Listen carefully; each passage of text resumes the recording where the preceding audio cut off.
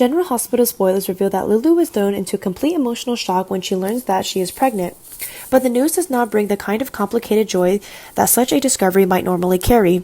Instead, it hits her like a wave of cold terror. The timing alone is enough to shake her. Yet, what truly devastates Lulu is the growing suspicion surrounding Nathan. For weeks, something about him has felt wrong. Small inconsistencies in his story, strange reactions that do not match the man she knew she thought, and a disturbing sense that pieces of his identity do not quite fit together all been quietly building in the back of her mind. Now, with that confirmation of her pregnancy, those doubts explode into something far more frightening. Lulu is forced to confront a possibility she never imagined. The man she has been with may not be Nathan at all. The thought begins to spiral into something darker the longer she sits with it. If Nathan is not truly Nathan, then who is he? And more terrifyingly still, what if the truth leads back to someone far more sinister? The names that begin to echo in Lulu's mind are ones that she hoped she would never have to face again. Peter, Fajon, both men represent a legacy of manipulation, cruelty, and obsession that has haunted Port Charles for years. If the man posing as Nathan is somehow connected to either of them, then Lulu's pregnancy could be more than just an unexpected twist in her life. It could be the result of a carefully orchestrated plan. That realization begins to unravel Lulu emotionally. Every memory she has with Nathan suddenly feels distorted, as if the person she trusted was wearing a mask the entire time. She begins questioning everything, the tenderness in his voice, the way he pursued her, even the moments that once felt genuine and comforting. Were those moments real, or were they just part of a strategy designed to pull her closer? The idea that she may be carrying around the child of someone like Peter or someone tied to Fajon's twisted legacy is almost too much for her to process. Instead of seeing the future, Lulu sees a nightmare unfolding around her. What makes the situation even more terrifying is the thought that she may have been chosen for a reason. Lulu is not just anyone in Port Charles. She is a Spencer, part of a powerful and historically targeted family. If someone like Peter or Fajon were behind the deception, the idea of creating a child with Lulu could fit perfectly into their warped logic. A child born from the union would carry the bloodlines of powerful families, something that could be twisted into a symbol of legacy, control, or revenge. As Lulu stands alone with the truth of her pregnancy, the weight of that possibility presses down on her harder than anyone she has faced before. This is no longer simply about trust being broken. It is about her life being manipulated in ways she never saw coming. The child she carries is innocent, yet the circumstances surrounding it are filled with darkness and unanswered questions. And if the truth about Nathan's identity finally comes to light, Lulu may find herself caught in a storm that will shake not only her world, but the entire fragile balance of Port Charles. Lulu and Laura are beginning to take decisive actions to regain control of a situation that is growing far more dangerous by the day. And their moves could trigger the next major shock surrounding Nathan's true identity. Lulu is no longer willing to ignore the fear that has been building inside her. While Laura can see that this is no simple romantic complication, together they may start pulling apart Nathan's story piece by piece, testing his memories, his behavior, and the cracks in his past until the truth starts to show. What makes it so explosive is that every answer they uncover may point towards something far more disturbing than deception. If Nathan is not truly who he claims to be, then Lulu may be standing at the center of a betrayal far darker than she imagined, and Laura will do everything in her power to stop it before it destroys her daughter completely. At the same time, Felicia is bringing a new kind of pressure into the chaos by demanding that Maxie's right and emotional place in this story not be pushed aside. To Felicia, this is no longer just about Lulu's suspicion or Laura's investigation.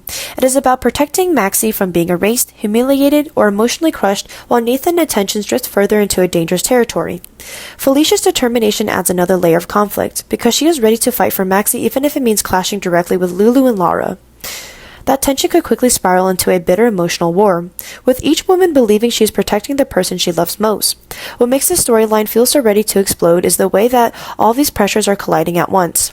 Lulu wants the truth, Laura wants control, Felicia wants justice for Maxie, and Nathan stands at the center of it all, hiding something that may be too shocking for any of them to handle calmly. If his identity is finally exposed, the fallout will not stop with one broken relationship. It could ignite a fierce battle between families, loyalty, and the past wounds, turning an already unstable love triangle into a full-scale emotional war. Nathan's identity remains frustratingly unclear, and that uncertainty is exactly what is making Lulu's storyline so much more complicated and emotionally dangerous. Every new interaction with him seems to raise more questions instead of bringing answers. The man standing in front of her may look familiar, even speak with confidence, and may even know just enough to seem believable.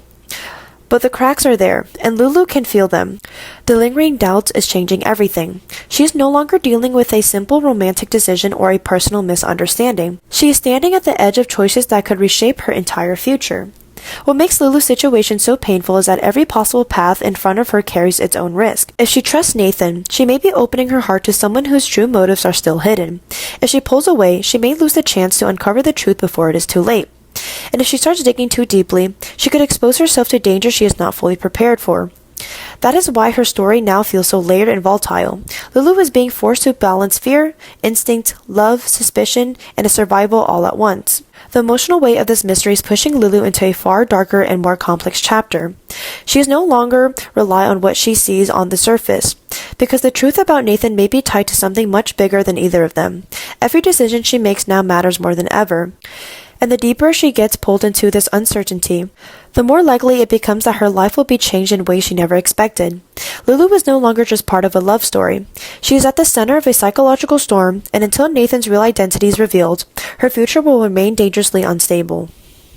Maxie's confirmation that Nathan is not who he claimed to be would not feel like an ordinary revelation. It would feel like the floor giving way beneath her, the kind of shock that does not simply change her opinion of a man, but forces her to re-examine every moment, every promise, every instinct she once trusted. For a long time, there may have been confusion, unease, and scattered suspicions that never fully formed into certainty. There may have been little signs that something was wrong, details that did not align, reactions that felt delayed, cold, or too carefully performed. But once Maxie finally reaches the point where she knows in her heart that Nathan is a fraud, the story shifts into something much darker. The question is no longer whether he is hiding something. The question becomes how long he has been lying, why he chose to enter her world, and what terrifying endgame he has been building while standing so close to the people who trusted him most. What makes this twist so devastating is that Maxie would not only be dealing with betrayal, she would be dealing with humiliation, guilt, and the sickening pain of realizing that she may have invited danger into her own life without understanding it. That is the kind of discovery that can break a person from the inside. Nathan would stop being a man with secrets and become something much more frightening. A constructed identity, a performance, a mask worn with such precision that it was able to pass through the emotional defenses of those around him. For Maxie, that truth would become an obsession almost immediately. When she starts looking back, every memory would feel contaminated, every affectionate moment would seem false. Every explanation Nathan gave would now carry a second meaning. She would not be able to simply walk away from that realization because the emotional damage would be too intimate. This was not a stranger deceiving the town from a distance. This was someone who embedded himself into personal spaces, private trust, and emotional vulnerability. That is where Lulu becomes essential to the story. If Maxie is the one shattered by the emotional truth, Lulu is the one who may help turn that pain into action. Lulu has always had a sharper instinct for patterns, danger, and hidden motives when something in the story stops making sense. Once Maxie confides in her, or once Lulu begins piecing together the same disturbing clues, the two women would become a much stronger force than Nathan anticipated. That is what could make the story so gripping. Nathan may have counted on Maxie being too heartbroken, too overwhelmed, or too isolated to fight back in an organized way. He may have assumed that confusion would protect him longer than force ever could. But once Maxie and Lulu begin working together, the energy of the story changes. The fear remains, but it becomes focused. It becomes investigative. It becomes the fear of two women realizing that if they do not move quickly, the lie will solidify into something much harder to destroy. The need for action would become urgent because evidence of Nathan's false identity would not exist in one convenient, undeniable piece. It would likely emerge in fragments.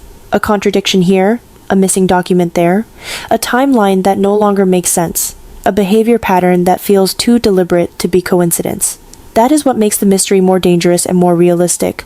Nathan's deception would not unravel all at once. It would come apart slowly, and every new piece would only deepen the horror. Maxie and Lulu would find themselves trapped in that awful space where they know enough to be terrified, but not enough to understand the full shape of the threat. That uncertainty would feed the obsession. They would start questioning everything. Why did Nathan enter their lives when he did? Who benefits from his lie? Was he sent by someone, or is he operating under a plan even darker than they imagined? And most chilling of all, what has he already done while everyone was still assuming he belonged there? The darkest layer of this story would come from the possibility that Nathan's false identity is only the surface of a much larger plan. If he is a fraud, then he is not just hiding his name. He is hiding his purpose. That is what would begin to terrify Maxie most. A fake identity can be frightening enough, But a fake identity attached to a long-term scheme is something else entirely. It means every step Nathan took may have been calculated. Every alliance may have been strategic. Every emotional bond may have been cultivated for access, leverage, or control. Once Maxie starts considering that possibility, her fear would no longer be limited to heartbreak. It would become survival instinct. She would realize that she may have been standing inside someone else's design, without ever seeing the walls close around her. Lulu would recognize that too, and that recognition is exactly why she would push Maxie toward action instead of paralysis. She would understand that Nathan's greatest weapon is time. The longer he remains unquestioned, the more he can erase, redirect, manipulate, or escape. So this would not be a moment for emotional collapse alone, even if collapse is understandable. It would be a moment that demands movement, quiet investigation, careful comparison of facts, reaching out to the right people without alerting the wrong ones, protecting information until they know who can be trusted. In a story like this, that strategy becomes its own kind of suspense, because Maxie and Lulu would not simply be trying to expose a liar. They would be trying to outmaneuver someone who has already proven that he can live inside a lie without flinching. That is what makes Nathan so dangerous in this version of the story. A liar can be confronted. A fraud with a dark plan is harder to contain. He would likely sense shifts in the people around him. He would notice Maxie's changed tone, Lulu's sharper questions, the subtle breakdown in the emotional rhythm he once controlled. And if Nathan is as manipulative as the story suggests, then suspicion alone may be enough to push him into a more aggressive phase of his plan. That possibility would add another layer of dread. Maxie and Lulu would not just be racing toward the truth. They would be racing against whatever Nathan does once he realizes they are getting close. That could make every discovery feel dangerous, every secret meeting feel urgent, every clue feel like something obtained under threat, rather than comfort. For Maxie, the emotional cost would be brutal because obsession would begin replacing grief. She would want answers with a desperation that keeps her awake at night. She would need to know whether any part of Nathan was real, whether she was completely deceived, whether the tenderness she thought she saw was only performance. That is the cruelest part of this kind of storyline. The victim of the lie does not only want justice. She wants reality back. She wants to know which memories belong to her and which ones belong to the fraud. But the deeper Maxie digs, the more likely she is to find that Nathan's lies are connected to something larger than personal betrayal. They may point toward forgery, infiltration, stolen identity, hidden orders, or a long game built around exploiting the vulnerabilities of the people closest to him. Once that possibility emerges, Maxie's obsession stops being just emotional. It becomes moral. She would know that exposing Nathan is no longer only about herself. It is about stopping him before someone else is pulled into the same darkness.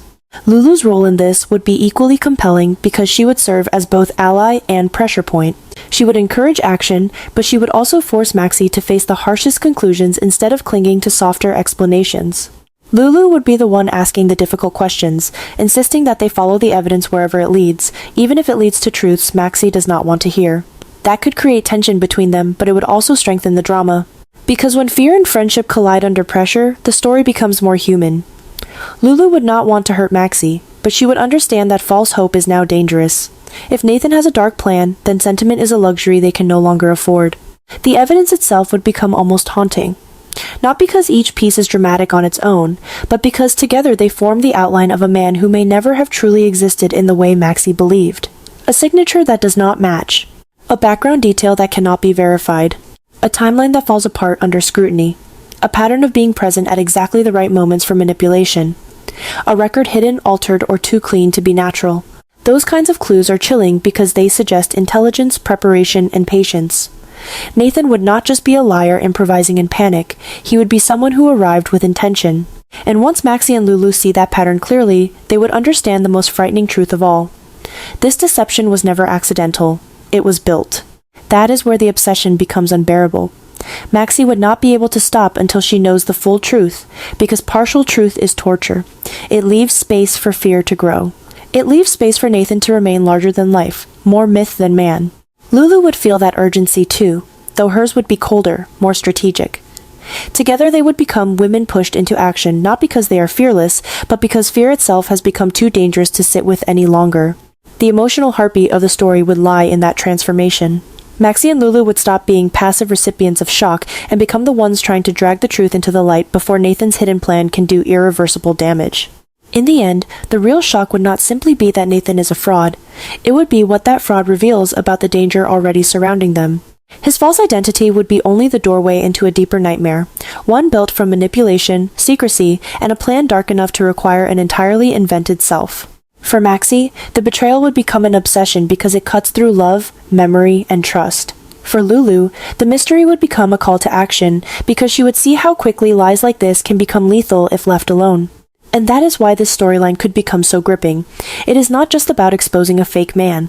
It is about two women realizing that the truth they need is buried inside a performance designed to survive discovery, and that if they do not act now, Nathan's hidden identity may be only the beginning of something far more dangerous than either of them first imagined.